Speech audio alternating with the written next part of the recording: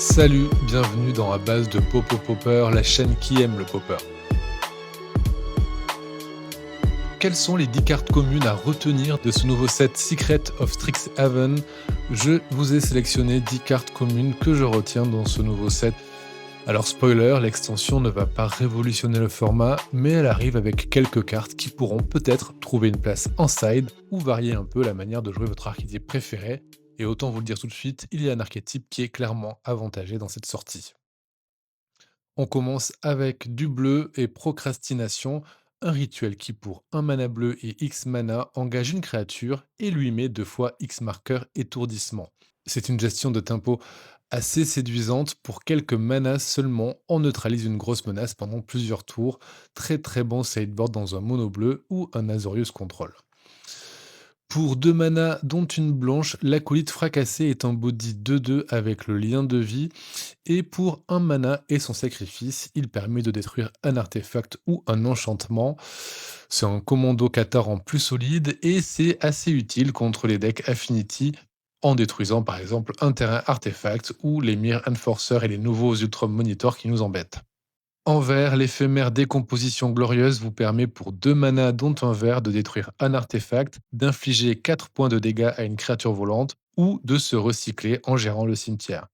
C'est efficace contre beaucoup de flying du format et on n'est jamais contre le fait de détruire un artefact. Pas chère et polyvalente, elle peut se faire une bonne place dans les Golgari et autres mono verts.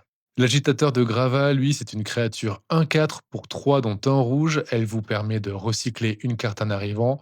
Si on la tape et qu'on exile une carte du cimetière, elle donne un rouge et inflige une blessure à chaque adversaire. On sera bien content de l'avoir en tour 3 pour se protéger des petites créatures des decks aggro.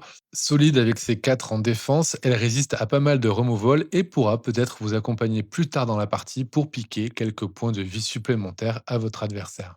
Aux prises de la mort, la putréfaille version commune en mieux, 3 manas dont un noir et un vert pour détruire une créature ou un artefact tout en gagnant un point de vie. Franchement, que demander de plus? L'historienne Chouetteline, une créature flying 2-3 qui surveille un arrivant et qui prend +1/+1 dès qu'une carte quitte votre cimetière. Elle coûte 3 manas dont un blanc et elle forme une synergie sympathique avec les Battle Screech et autres filins prismatiques des decks Winnie White. En vert, la première année studieuse est une bonne carte de rampe, une créature 1-1 pour un vert qui, avec la nouvelle mécanique préparation, fournit en bonus une croissance luxuriante, c'est cadeau. Vivement la version de la croissance luxuriante qui génère à son tour un jeton 1-1 vert. La mascotte Esprit, elle, est une 2-2 pour 2, un blanc, un rouge, qui prend un marqueur +1/+1 à chaque fois qu'une ou plusieurs cartes quittent votre cimetière. Ce trigger intéressera les joueurs de Boros.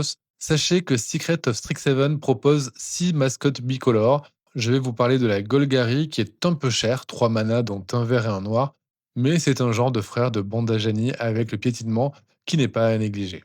Comme la mascotte Esprit, Flétrir sous la chaleur profite de la mécanique des cartes qui quittent votre cimetière. Elle coûte 4 mana, mais seulement un rouge et un blanc si donc une carte a quitté votre cimetière ce tour-ci. Et elle permet, avec ses 5 points de dégâts, de se débarrasser de pas mal de créatures encombrantes. Et pour finir, on reste sur du Boros avec Poursuivre le passé, un rituel qui pour un rouge et un blanc donne 2 points de vie, défausse 1 et pioche 2. Elle a le flashback pour 4 dont un rouge et un blanc. En tout, ça donne 4 points de vie, 4 cartes, la gestion de cimetière, de la value. C'est une très bonne nouvelle pour le genre de Boros qui ont été particulièrement gâtés avec ce nouveau set. Voilà pour cette rapide review dans laquelle je n'ai pas parlé de page feuille volante. Elle est l'objet de longs débats sur Reddit pour sa capacité à aller chercher les cartes nécessaires à la résolution des decks combos. Mais entre vous et moi, les decks combos ont tendance à me filer la migraine. Merci d'avoir suivi cette vidéo. N'hésitez pas à donner en commentaire là où les cartes que vous avez appréciées. N'hésitez pas non plus à liker ou à disliker, on est dans un pays libre, ni à vous abonner. Salut et à bientôt.